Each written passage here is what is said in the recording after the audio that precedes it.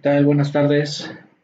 De nuevo sean bienvenidos a la segunda edición del webinar de la cuarta temporada. Me parece que en el anterior estuve repitiendo que era la tercera. No, ya estamos en la cuarta temporada. Y pues bueno, vamos a continuar con estos conceptos básicos, ¿no?, de electricidad. Y para esto tenemos de nueva cuenta a mi compañero, el ingeniero Alberto Barbosa. ¿Qué tal, Alberto? ¿Cómo te va? Said, buenas tardes, ¿cómo te has encontrado? Espero que de maravilla. También a todos los compañeros que se unen igual a este segundo episodio de esta tercera temporada de los webinars con sus amigos de Finder.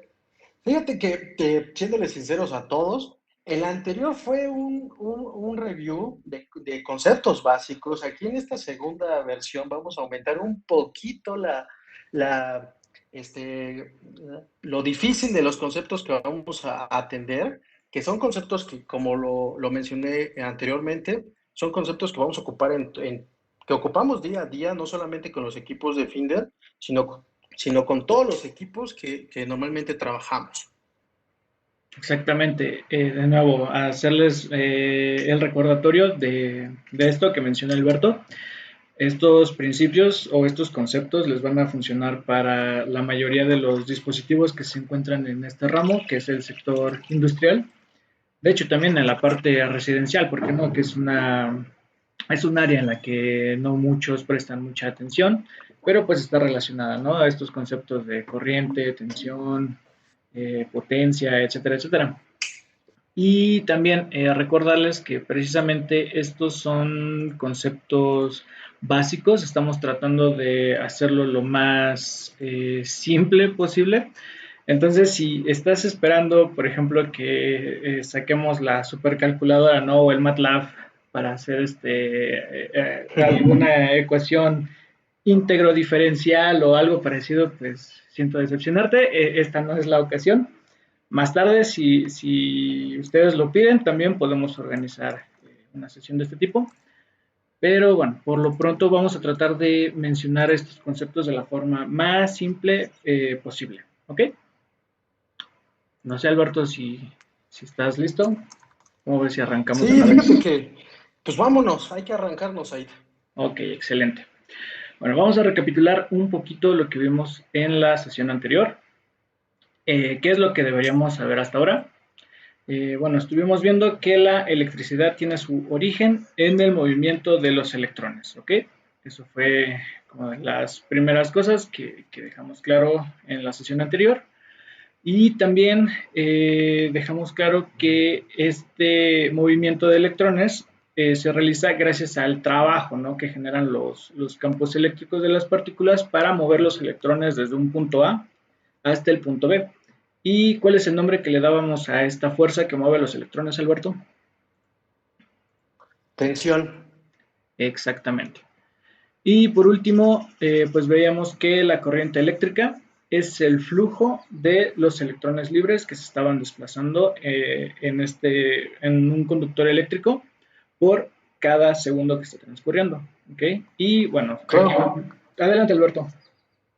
Sí, también como lo mencionas, perdón, eh, un término muy matemático, bueno, que es cuando estás estudiando ocupamos mucho el término diferencial de potencial, ¿no? O diferencia de potencial. Pero ya Exacto. en la vida cotidiana es la tensión nominal de cualquier equipo, de X equipo, que su unidad de medida es el volt, ¿no? Entonces ahí lo que comentábamos, que ocupamos también oye, ¿de cuántos volts necesitas tu equipo? ¿Qué voltaje necesita tu equipo, no? Y la corriente eléctrica, como bien lo dice Said, es el flujo de electrones libres que pasa de un punto al otro o sobre un conductor a lo largo de este mismo, y su unidad de medida es el ampere, ¿no? Entonces hay que tener bien definidos estos conceptos porque los ocupamos yo creo que toda la vida. Exacto. De hecho, eso es lo que me faltó mencionar. A este último término, la corriente eléctrica se mide en ampere. ¿Ok? Entonces, bueno, ya que refrescamos un poquito los conceptos del webinar anterior, vamos a comenzar, a ver, un segundo, aquí está, con los tipos de corriente eléctrica. Si lo recuerdan, también en la emisión anterior comentábamos que llega a haber cierto tipo de confusión entre los clientes los vendedores de mostrador, algunas personas que están encargadas de la cotización o incluso los clientes mismos, ¿no?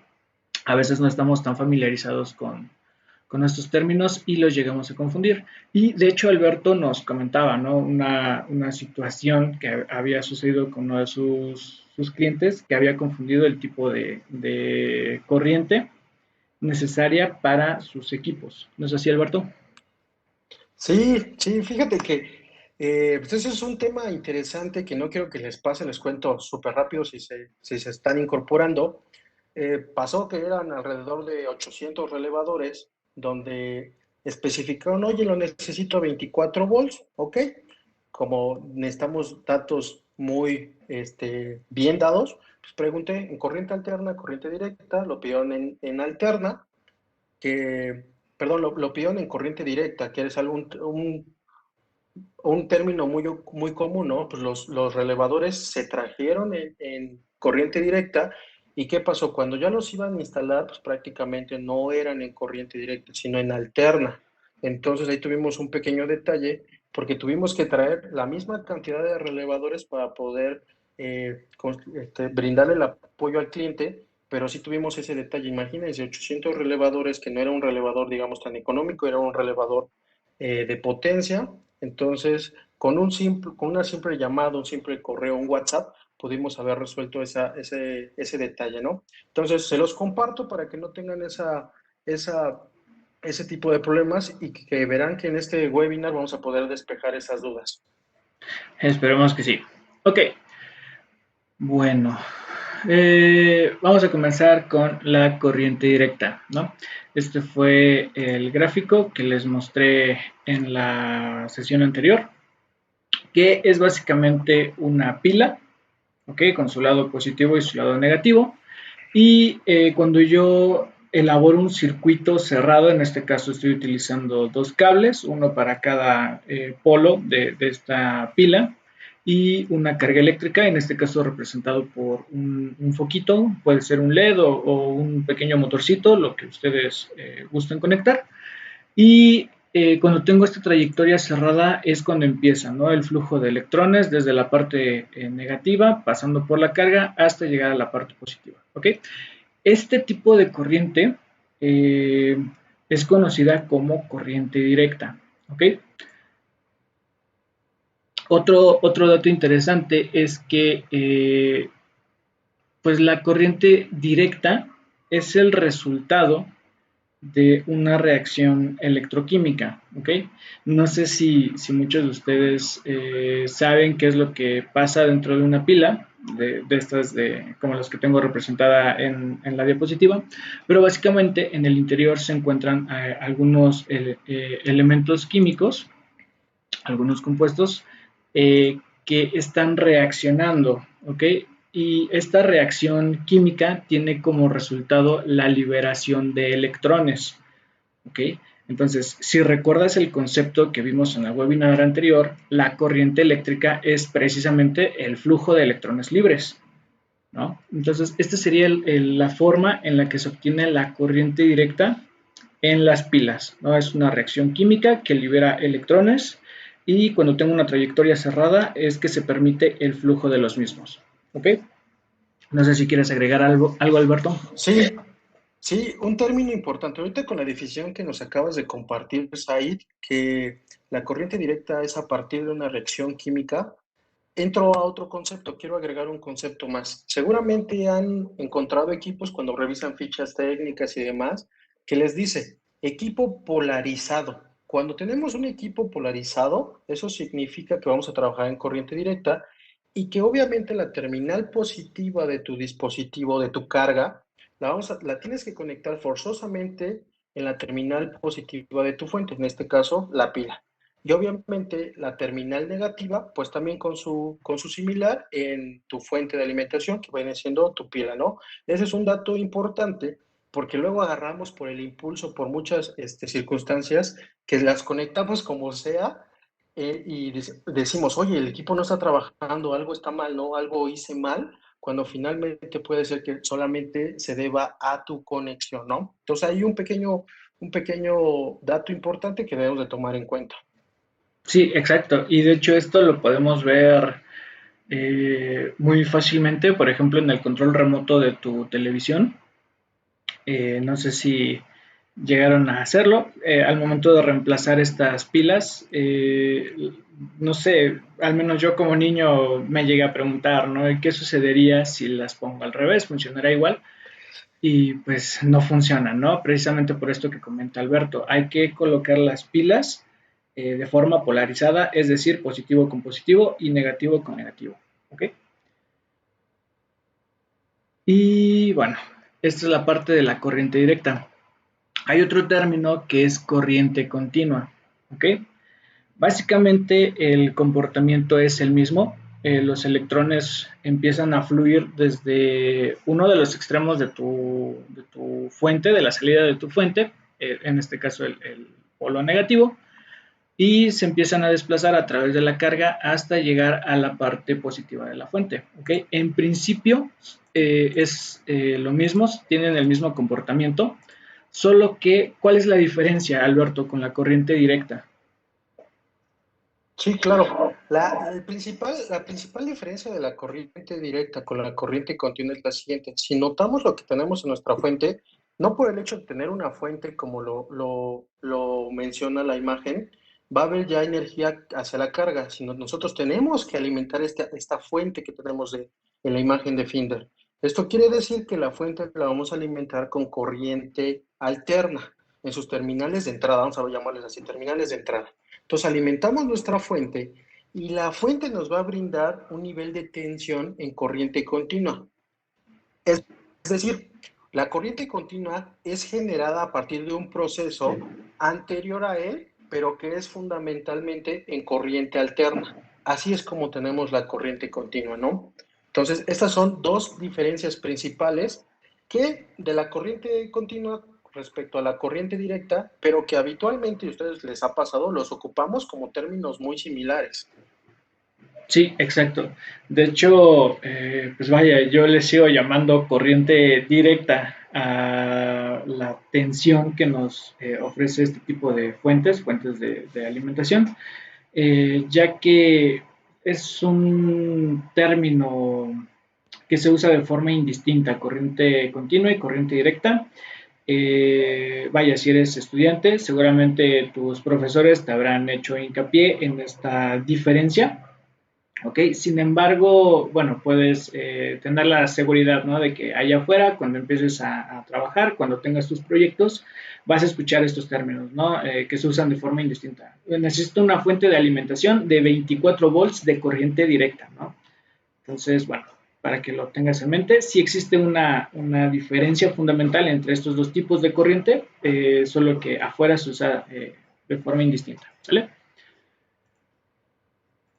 Y Sí, adelante, Alberto. sí, también hay que hablar de algunas ventajas que podemos ocupar al día a día, que de hecho yo creo que para que sea más nutritivo vamos a pasar con el otro tipo de corrientes ahí y al final poner en contexto cómo podríamos diferenciar una a otra y cómo las aplicamos hoy en día, que estoy seguro que las aplicamos de manera cotidiana sin saber realmente qué estamos haciendo, ¿no? ¿Qué proceso de conmutación existe entre que conecto un cable a la toma de corriente y conecto, por ejemplo, una laptop, ¿no? Claro. Bueno, nada más permíteme mencionar, si pudiéramos Claro, vamos. graficar esta corriente continua o corriente directa, tendría este comportamiento, ¿no? En el eje de las Y o de las Y tenemos al voltaje o a la tensión, fuerza electromotriz, diferencia de potencial, como gustes llamarla, y en el eje de las X tenemos al tiempo, ¿no? Entonces, básicamente podemos observar que este valor de tensión y de corriente son constantes durante todo el tiempo, ¿no? Que yo estoy realizando esta medición, nada más para tenerlo como concepto. Y Sí, sí, perdón, adelante. Said, también si me permites, vamos a regresar tantito a la diapositiva anterior. También eso quiere decir que la tensión y la corriente están en fase. Es decir, cuando tenemos este tipo de corriente, si lo pudiéramos ver, ahorita solamente vemos una línea, pero serían en realidad dos que están empalmadas, ¿va? Van en el mismo sentido, en la misma dirección estos dos conceptos, tensión y la corriente, pero solamente aplican para este tipo de corriente continua. Exactamente. Ok. Y bueno, ya para terminar con esta parte de la corriente directa y continua, algunos de los usos son, por ejemplo, utilizamos la corriente directa, recuerda que es la que se genera a través de un proceso electroquímico. La utilizamos, por ejemplo, para alimentar dispositivos portátiles, ¿no? Por ejemplo, los audífonos Bluetooth, tenemos las laptops, tenemos el celular, ¿no? Básicamente lo estamos recargando, ¿no? Cada día.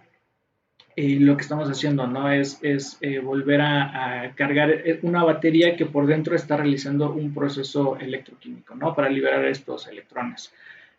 También mouse de computadoras o otros ejemplos que se ven cada vez más recientemente serían, por ejemplo, las baterías para los coches eléctricos, ¿no? O para los vehículos eléctricos como las motos eléctricas, ¿no?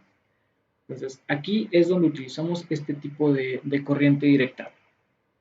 Y la corriente continua, que recuerda es la que se genera a través del proceso de conversión de la corriente alterna a corriente continua, la utilizamos comúnmente para tableros o gabinetes donde tenemos alojados sistemas de control y medida, como pueden ser los PLCs, variadores de frecuencia, módulos de adquisición de datos, registradores, todo lo que yo pueda alimentar con 24 volts de corriente directa o 12 volts, incluso hay algunas fuentes de 125, ¿no?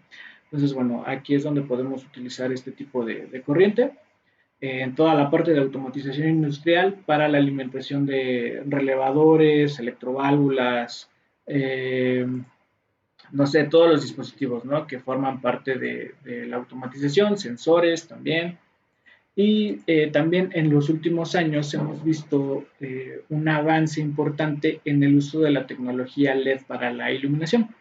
¿Okay? En este tipo de tecnología, que es LED, normalmente también se necesita utilizar una fuente de corriente directa, ¿no? Y precisamente como son dispositivos relativamente sensibles, pues necesitamos fuentes, ¿no? Que nos entreguen la tensión y la corriente que está demandando esa carga, ¿ok? Entonces, el otro concepto o el otro tipo de corriente es la corriente alterna, ¿ok? Aquí pasa algo interesante. Habíamos visto que en el caso de la corriente continua o la corriente directa, el flujo de los electrones siempre era en un mismo sentido.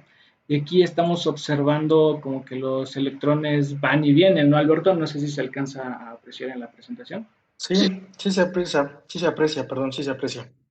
Exacto. Y esto es porque la corriente alterna, como lo indica su nombre, es una corriente que va a estar alternando o cambiando de polaridad. ¿Okay? Cada vez que está pasando el tiempo, los electrones están yendo de un punto hacia el otro, ¿no? Y luego regresan. Más o menos esto es lo que podríamos observar si pudiéramos ver el flujo de los electrones, ¿no? Y bueno, aquí tenemos el comportamiento de esta corriente. ¿Okay? Si te puedes dar cuenta, el comportamiento es diferente al que teníamos en la corriente continua o la corriente directa. No sé si quieres agregar algo, Sí, Alberto. claro. Sí, también mencionar que la corriente alterna es la que utilizamos normalmente en nuestras casas, ¿no? Es un nivel de tensión o una característica de la corriente alterna que ocupamos para muchos procesos, por ejemplo, la transmisión de energía, que es cuando elevamos el nivel de tensión de la corriente alterna y disminuimos la corriente para no tener pérdidas en un sistema eléctrico, ¿no? También de que es la fundamental cuando tenemos generadores de corriente alterna, normalmente llegan a un transformador elevador, lo elevan el nivel de tensión, llegan a las ciudades, a las zonas urbanizadas, y ahí llega a un transformador reductor, ¿no? Y podemos estar ocupando la energía, que es el uso más común para nuestros equipos. Aparte, las ventajas principales de la corriente alterna respecto a la corriente directa es que su generación es mucho más económica, ¿va? También que podemos transportar esta energía a largas distancias, pero que también siguiendo este mismo concepto que les menciono, actualmente la corriente directa también ha tenido principales aplicaciones para transmitir energía, pero de manera subterránea, ¿no? Entonces, esto es algo muy importante que podemos diferenciar entre estos dos sistemas y que convivimos con ellos todos los días. ¿Por qué les mencionaba lo del enchufe? Ahorita sí ya puedo hablar un poquito de esto. Por ejemplo, cuando ustedes tienen su cargador de su laptop, cuando tienen su cargador de su celular, ustedes notarán, ¿no?, que tenemos ahí un equipo que normalmente le llamamos cubito, ¿no? De manera coloquial le llamamos cúbito. Entonces ahí lo que pasa es que nosotros sí alimentamos nuestro equipo, esas terminales del cubito, lo alimentamos en alterna, pero dentro de ese cubito no es un cubito cualquiera, ahí existe todo un sistema en electrónica de conmutación que finalmente tú le pones el cable y el nivel de tensión que llega a tu celular puede ser, no sé, 5 volts, ¿no? Pueden ser 5 volts de corriente continua, pero que ya estamos almacenándola en la pila. Y ahí retomo algo que mencionaba Said. La corriente alterna no se puede almacenar. Es decir, ustedes han visto, no sé si han tenido la curiosidad de meterse un poquito a saber qué tarifa, cuánto pagamos de energía eléctrica y notarán que hay una variación entre la mañana, el mediodía y la noche, que tienen diferente costo la energía eléctrica. Y eso quiere involucrar que cuando una demanda, cuando todos llegamos a nuestra casa, ¿qué hacemos? Abrimos el refri, encendemos las luces, vemos la tele, cosas de ese tipo, ¿no? Entonces la demanda aumenta y entonces es cuando tenemos que meter más plantas generadoras que nos brinden esa energía en corriente alterna y la podamos usar, ¿no? A lo que voy. Si genero 100 unidades de energía en alterna, son las mismas 100 unidades que se deben de consumir en ese momento. Y en la contraparte, la corriente directa la podemos almacenar en las baterías de nuestros celulares, en las baterías de nuestros laptops, es más, en las propias baterías de nuestros autos que tienen ahí el sistema de que se está, así como se usa, al mismo tiempo se están cargando las baterías, ¿no? Exactamente. Y sí, de hecho, este es otra diferencia fundamental con la corriente directa, que no se puede almacenar. Entonces, como ya te habrás dado cuenta, no quiere decir que un tipo de corriente sea mejor que otro, ¿no? Ambas tienen sus ventajas, ambas tienen ahí algunos puntos a tomar en cuenta, pero realmente son complementarias, ¿no? Entonces sí, también como lo mencionaba Alberto, la corriente alterna tiene esta característica que es más fácil de producir y de transportar. De hecho, aquí tenemos representados, ¿no?, unas torres donde viajan unos hilos a través de los cuales se conduce toda esta electricidad, ¿no? Y parte desde la central eléctrica donde se estaba generando esta energía. ¿Ok? ¿Y qué es lo que se hace? Se eleva la tensión hasta miles de volts, ¿no es así, Alberto? Sí, normalmente aquí en México el nivel de tensión que nosotros ocupamos para transmitir son 400 kV, o sea, 400,000 volts. Imagínense, compañeros, y lo ponemos en contexto, lo ponemos sobre la mesa, una práctica común cuando eras niño y algo y te decían, ah, ve y toca esos cables, ¿no? Y tú ibas inocentemente y pum, los tocaba. ¿Qué te sentías? Sentías cosquilleos, ¿no? Pues esa es la sensación que podrías sentir el paso de los electrones en tu cuerpo, ¿no? Imagínense en 400,000 volts podemos tener y perder todo, ¿no? Exactamente. Entonces tú te preguntarás cómo es que llegan a tu casa, ¿no? Si Alberto nos está comentando que son miles y miles de volts. Bueno, van pasando por distintas estaciones que reciben esa cantidad enorme de energía y la van reduciendo a través de transformadores hasta llegar a los 127 volts, que es lo que todos tenemos en casa, ¿no? Entonces, si te preguntabas cómo es que funciona esto de la corriente alterna, pues más o menos ese sería el proceso. Parte de la planta generadora se distribuye en niveles de tensión altísimos y conforme va llegando a las localidades se empieza a reducir la tensión para entregarla a tu casa. ¿Ok? Entonces, bueno, ahí tenemos estos términos de corriente continua, corriente directa y corriente alterna. Esperemos que con esto se entienda el por qué no puedes utilizar, por ejemplo, un relevador, ¿no?, de 24 volts de corriente directa con corriente alterna, ¿no? Básicamente porque ese dispositivo está preparado para ser energizado de una forma polarizada y con cierta tensión y corriente en específico. ¿Ok? Otro dato que también nos va a servir para entender conceptos de webinars más adelante es el de conductores, aislantes y semiconductores. ¿Ok? Sí, de hecho, Said, ahorita que ya mencionaste, estaba esperando el momento exacto cuando mencionaras el título. No Ok, sé si puedes regresar tantito a la diapositiva donde está la torre, por favor, de transmisión. claro. Por favor, Said. Hecho, en eso. ¿Qué conceptos acaba de decir mi compañero Said? Él habló de conductores, aislantes y semiconductores, ¿va? Y se los voy a enseñar aquí. Dos de ellos se los voy a mencionar en la torre de su lado izquierdo. Prácticamente los hilitos, las líneas negras que ustedes ven ahí, son los conductores por los que pasa toda esa cantidad de flujo de electrones en un nivel de tensión determinado. Los aislantes o aisladores son los pequeños, no sé si ustedes, yo de pequeño siempre veía que en las torres, esas torres enormes, yo las veía que parecían como robots en mi pequeña mente de niño, veía unos platillos que eran de color azul y eso es por la distancia. Y prácticamente esos son aislantes de vidrio, ¿va? Que son los de vidrio o pueden ver algunos otros que ahorita vamos a mencionar y esos prácticamente son los aislantes. Ya poniéndolo más, aterrizándolo un poquito más sobre la mesa, ¿cuántos de nosotros hemos tenido conductores eléctricos que ocupamos en nuestra casa cuando cambiamos un foco, cuando cambiamos un contacto? Y ahí vemos que el cable, que es el cobre, el conductor es el cobre, tiene un revestimiento de colores, ¿no? Puede ser negro, blanco, verde, dependiendo, ¿no? Entonces, eso es algo de poniéndolo para empezar a entrar en contexto, algo que podemos manejar y que vemos todos los días en nuestras actividades normales, pero ahorita vamos a definirlos puntualmente. Exactamente.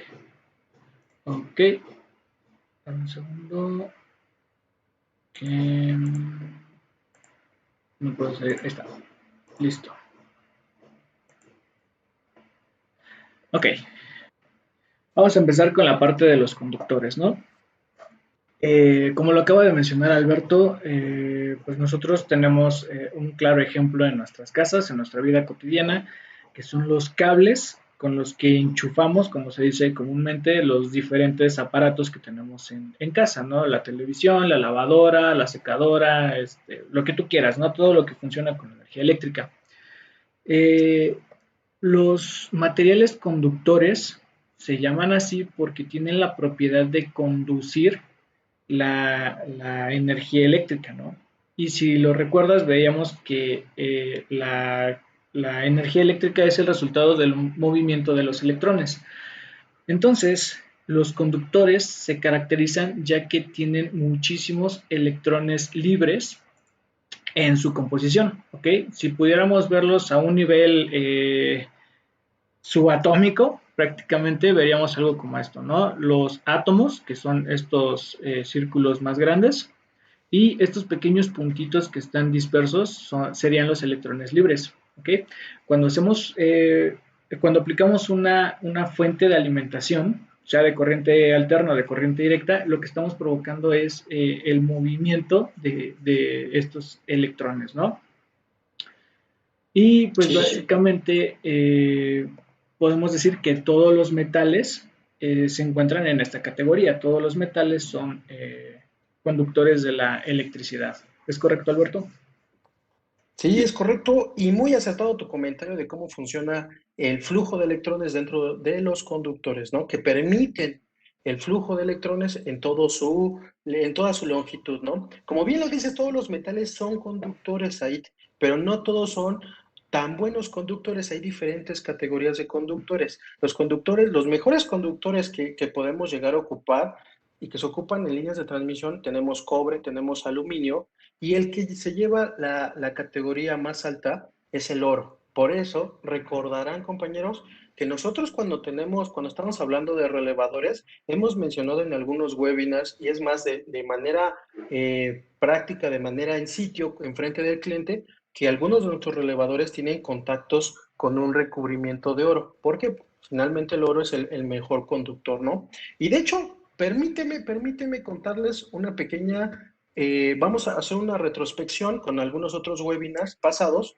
de que hablábamos de dónde podemos ocupar un conductor. No sé si recordarán, Said, compañeros que nos están escuchando, que nos están viendo, cuando hablábamos de los relés de control de nivel y específicamente de los electrodos, ¿no? Las varillas de acero inoxidable que van sumergidas en el líquido que estamos conduciendo, ¿no? Entonces ahí vemos que hay un flujo, hay una señal eléctrica, que era lo que siempre mencionamos, pero prácticamente es un paso de electrones de un punto al otro. Y ocupo también esto para mencionarles otro ejemplo, que eso seguramente todos lo hemos hecho cuando éramos niños en la primaria, sí era en la primaria, que teníamos un foquito con sus dos cablecitos sumergidos en un vaso con agua, en agua normal, agua que estábamos ocupando para beber o cualquier actividad, energizábamos y prendía el foquito, ¿no? Pero, ¿qué nos decía nuestra maestra? A ver, ponle tantita sal, le ponías un poco de sal, la revolvías, volvías a energizar y el foco ya prendía con más intensidad. Luego volvías a tenías un medio conductor, que era un medio conductor, pues el agua obviamente, que sus atribuciones conductivas aumentaban cada vez que tú agregabas sal, ¿no? Y eso es importante, compañeros. Eso es un ejemplo que ahorita se me ocurrió, de que les puedo comentar cómo podemos estar trabajando para que un material se vuelva conductor o que un conductor mejoremos sus características. Exactamente. De hecho, esa es una nota importante, como bien lo menciona Alberto. De hecho, si has participado en otros webinars donde hablamos de control de nivel, hablábamos, ¿no?, de los líquidos permitidos y los no permitidos para trabajar con estos dispositivos. Básicamente necesitamos que el líquido con el que vas a trabajar sea conductor, ¿ok? Aquí estamos hablando de conductores eléctricos tradicionales, cables o alambres, dependiendo del tipo de aplicación, pero tienes que saber, ¿no?, que en la naturaleza hay muchísimos elementos más, ¿no?, muchísimas sustancias más que tienen esta característica de ser conductora de la electricidad, ¿ok?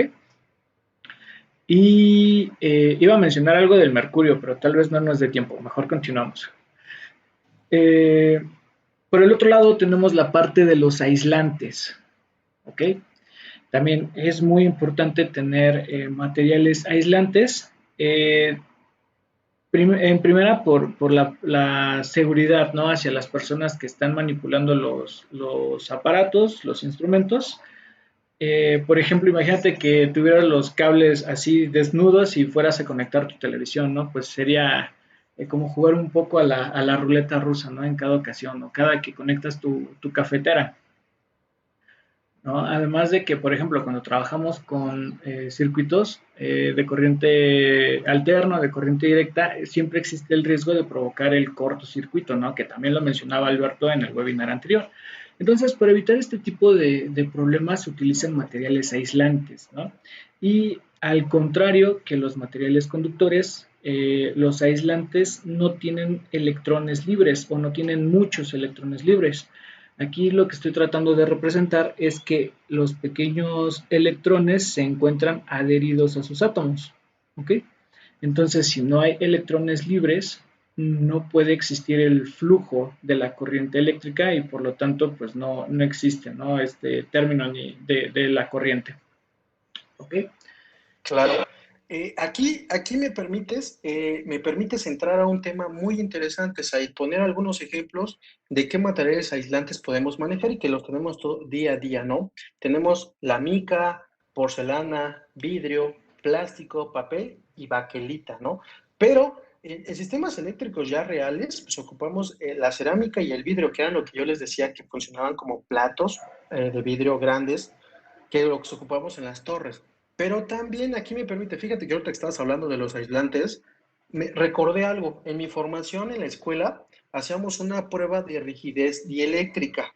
¿Y por qué quiero entrar en materia con este término?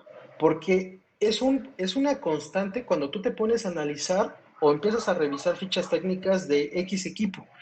Viene el concepto de rigidez dieléctrica.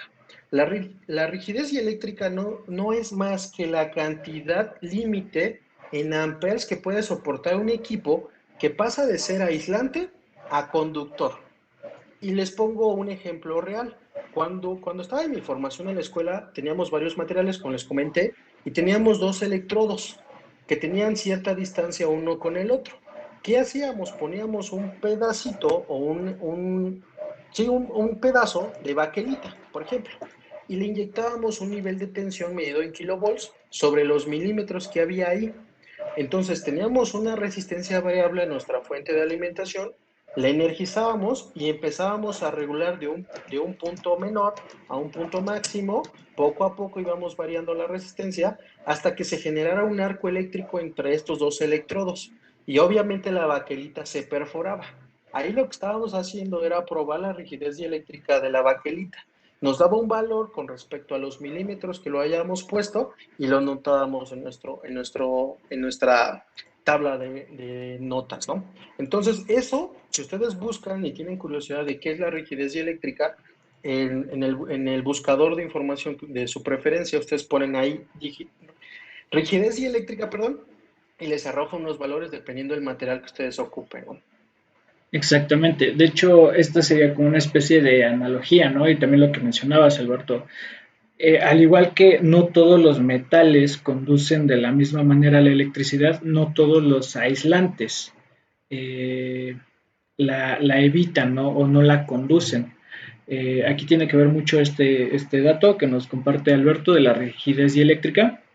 Y es básicamente, ¿no? Este punto en el que bajo ciertas condiciones, vamos a llamarle extremas, un material aislante se convierte en conductor por unos breves instantes, ¿no? Otro ejemplo sería el aire mismo, ¿no? Hay, por ejemplo, este dato también de la separación entre los contactos de los relevadores y ese espacio es precisamente para dejar aire, ¿no? El aire, pues, propiamente no conduce la electricidad, pero ¿qué pasa cuando alcanzamos picos de tensión muy altos? ¿No? Se produce lo que se conoce como un arco eléctrico. ¿Ok? Entonces también hay ciertos puntos en los que materiales aislantes o cosas aislantes como el aire se convierten en conductor, ¿no? Sí, también, último pequeño pedacito, Said, Sí, también otra aplicación de la rigidez eléctrica, ya poniéndolo como ejemplo real en nuestros relevadores. Si tú buscas la ficha técnica de cualquier equipo de Finder, vas a ver que hay una relación entre los contactos y la bobina. Como está en el mismo cuerpo y cada vez la tendencia es que sea un equipo más pequeño, pues imagínate, cada vez los componentes están uno más junto del otro. Entonces, tenemos un valor de rigidez eléctrica que te dice rigidez dieléctrica medida en kilovolts sobre milímetros que va contra la bobina y los contactos. Esto quiere decir que cuando tú alimentas o tienes niveles de tensiones altos en los contactos, que cuánto puedes soportar para que ese arco que se llegara a generar no afecte directamente la bobina. Y esto lo pueden ver en cualquier equipo, ¿no?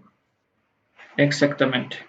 Entonces, como ven, es lo que mencionábamos, son términos que se van a encontrar no solo en Finder, en relevadores o temporizadores, sino en cualquier dispositivo. ¿Ok? Y ya por último tenemos a los materiales semiconductores, ¿no? La primera vez que yo escuché este término de material semiconductor fue cuando estudiaba en la vocacional, lo comentó un profesor, tenemos los materiales semiconductores, ¿no? Y a mí se me hacía como que es un material que conducía como a medias, ¿no? Como que sí quería, pero como que a veces no, o que conducía a la mitad, ¿no? Algo como esto. Pero Ujú. no, realmente, ¿qué es un material semiconductor? Es un material que en principio en la forma natural, como lo extraemos de la naturaleza, es un material aislante, ¿no? Aquí lo podemos ver. Sus electrones están adheridos a sus átomos, pero, por ejemplo, los primeros experimentos que se hicieron con estos materiales fue aumentar la temperatura. Se aumentaba la temperatura de este material y ¿qué sucedía? Los electrones con efecto de este de este aumento de temperatura empezaban a liberar estos electrones, los electrones se empezaban a separar de sus átomos y como consecuencia empezaba a haber una conducción, ¿no? de la corriente eléctrica. En el momento en el que se deja de aplicar esta fuente de calor o este exceso de temperatura, los electrones vuelven a unirse a sus átomos y recuperan sus propiedades de material aislante, ¿no? Entonces, básicamente, esto es a lo que se refiere un material semiconductor. Bajo ciertas circunstancias puede o no conducir la corriente eléctrica. Ahora bien, este tipo de material no se utiliza con fuentes de calor, sino con corriente eléctrica, ¿no? Cuando se aplica una tensión a un dispositivo, se mantiene la misma temperatura, pero se está incitando al movimiento de los electrones, ¿no? Y este tipo de materiales, ¿en dónde los podemos encontrar, Alberto? Sí, los semiconductores, por su naturaleza, no es de que, yo tengo un semiconductor, ya lo voy a ocupar en mi casa, no voy a conectarle algo, no, necesariamente. Lo hacemos de manera intrínseca y lo encontramos mucho en dispositivos electrónicos. De ahí que vino la evolución de todos los dispositivos que manejábamos, que pasamos de un tamaño espectacular a un tamaño más reducido. ¿Por qué? Porque gracias a estos dos componentes, el silicio y el germanio, podemos producir componentes más pequeños que nos permiten tener computadoras, laptops, iPads y muchos dispositivos electrónicos que, si ustedes tienen la curiosidad y desarman a lo mejor su laptop, pues van a encontrar una baquelita, un circuito impreso con muchos de estos componentes soldados. Pues esos componentes soldados tuvieron su origen principal en semiconductores. Exactamente. Esta fue una revolución para la electrónica. Pasamos de utilizar lo que algunos todavía conocen como bulbos al transistor, ¿no? Que fue como el abuelito de todo esto que comenta Alberto, ¿no? Los circuitos más pequeñitos. Sí, de hecho, también otro ejemplo donde vas a encontrar semiconductores, por ejemplo, en los relevadores de estado sólido. Recuerdan que cuando hemos platicado de los relevadores de estado sólido, que tienen una diferencia sustancial con respecto a los electromecánicos, ahí los podemos encontrar. ¿Y qué bondad nos puede ofrecer un relé de estado sólido que tiene semiconductores? Pues una conducción más elevada de corriente. Y mayor rapidez de respuesta. Claro que sí. Es correcto. Y ya por último, para terminar con el webinar de hoy, vamos a mencionar este otro término que es la resistencia eléctrica. ¿Ok? Un segundo. Básicamente la resistencia eléctrica, como lo podemos ver en este gráfico, es la oposición al flujo de la corriente. ¿Ok? Eh, la resistencia eléctrica puede tener su origen en muchas situaciones, ¿no? Y de hecho aquí Enrique Fragoso nos hace la pregunta, ¿la temperatura influye en la conducción y aislamiento? Sí, por ejemplo, ahorita vamos a esa parte, tenemos el tipo de material, ¿no? Ya habíamos visto que no todos los materiales conductores lo hacen de la misma forma, con la misma eficacia. Habrá algunos que opongan más o algunos que pongan menos resistencia a este paso de la corriente eléctrica, ¿no? Otra característica es la longitud del cable, ¿no? Por ejemplo, recuerdan que hablábamos de la transmisión de la energía eléctrica, ¿no? Que utilizábamos estas torres y se distribuía desde la central hasta tu casa. Bueno, no importa qué hagas, cuánto aumentes la tensión o cuánto disminuyas la corriente, siempre va a haber una pérdida. ¿No es así, Alberto? Sí, de hecho es un fenómeno muy común, por eso les mencionaba que en niveles de tensión altos de transmisión se eleva la tensión, se disminuye la corriente, pero mantienes la misma potencia. ¿Para qué? Para disminuir las pérdidas. Las pérdidas finalmente es una palabra muy común que utilizamos, que es caída de tensión. Cuando tenemos caída de tensión, como bien lo dices ahí, no importa lo que hagas, así ocupes un conductor de 1 metro, de 30 centímetros, lo que necesites, ese conductor por sus características te va a funcionar como una carga. y te va a pedir corriente, que finalmente esto te va a generar calor. Y el calor no es más que una pérdida, una forma de pérdida de volts, ¿no? Entonces, este es un Exactamente. fenómeno muy común. Sí, exacto. Ese es el otro punto. Estas pérdidas siempre se van a reflejar en forma de calor. De hecho, no sé si, por ejemplo, te ha tocado inspeccionar, por ejemplo, los conductores de un motor, que es lo que ahorita se me viene a la mente, y cuando tocas el cable te das cuenta de que está caliente, ¿no? Esto es porque está existiendo una pérdida de energía que se está transformando en calor, ¿no? Y eso también es una nota de que tienes que seleccionar mejor tus conductores, no son los adecuados para ese motor, ¿no? Pero bueno, ese es otro tema. Y también la temperatura. La temperatura, creo que fuiste tú, Alberto, quien lo dijo en algún webinar, la temperatura es el peor enemigo de la corriente eléctrica.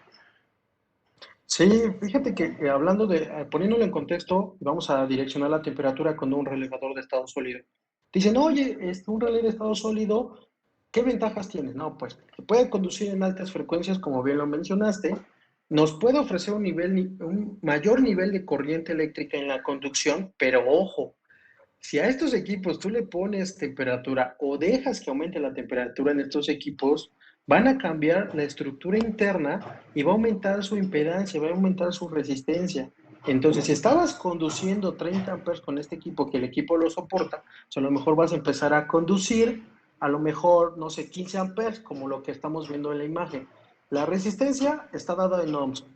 Y los amperes, ahí como vemos al monito que está medio aplastado, con su cara de pánico.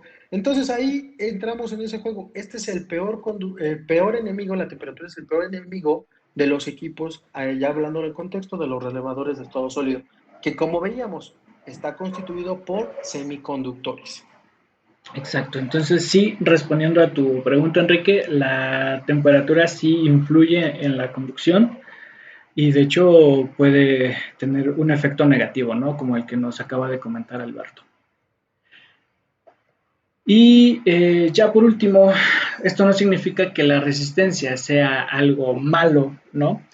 De una forma muy simplista, muy básica y prácticamente haciendo enojar a todos los grandes científicos y a los padres de la electricidad y la electrónica actual, podemos decir que todas las cargas eléctricas son una resistencia, ¿no? Todo lo que tú le conectes, un motor, una lavadora, una válvula, todo es una resistencia, ¿ok? Opone una cierta resistencia, vaya, al flujo de la corriente eléctrica, ¿vale? No sé si quieres agregar algo más, Alberto. Sí, también la resistencia eléctrica, pues es una característica, una cualidad, como bien lo dices ahí, de cualquier equipo que nosotros le conectemos.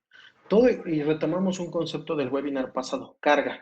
Todo lo que nos exija energía eléctrica para poder trabajar es una carga. Y esa carga y todos los componentes que utilicemos van a tener una resistencia. Y lo pongo otra vez sobre la mesa. ¿Qué equipo tiene o qué conductor tiene menor resistencia al paso, al flujo de electrones? Pues el oro, ¿no? Que es un superconductor. Y un conductor de características aceptables, hablando de la resistencia, pues es el cobre. Por eso es que el cobre lo ocupamos prácticamente para muchos componentes que utilizamos día a día. Exactamente. Y pues básicamente eso sería el tema de hoy. Espero que hayamos disipado un poquito más estas dudas, ¿no? Respecto a la corriente alterna, la corriente directa, ¿a qué nos referimos cuando hablamos de un conductor? Recuerda, un conductor es todo el material que permite el paso de los electrones. Últimamente, por ejemplo, para naves industriales se está especificando este término que son las... Ay, se me fue el nombre. Son unas barras conductoras, pero tiene su nombre, se me fue. Eventualmente lo ¿Como recordaré. luz? No. No lo recuerdo, pero bueno, no se refiere solamente a cables, ¿no? Puede ser cualquier cosa que permita la conducción, como los líquidos, ¿no? Que ya lo habíamos mencionado también.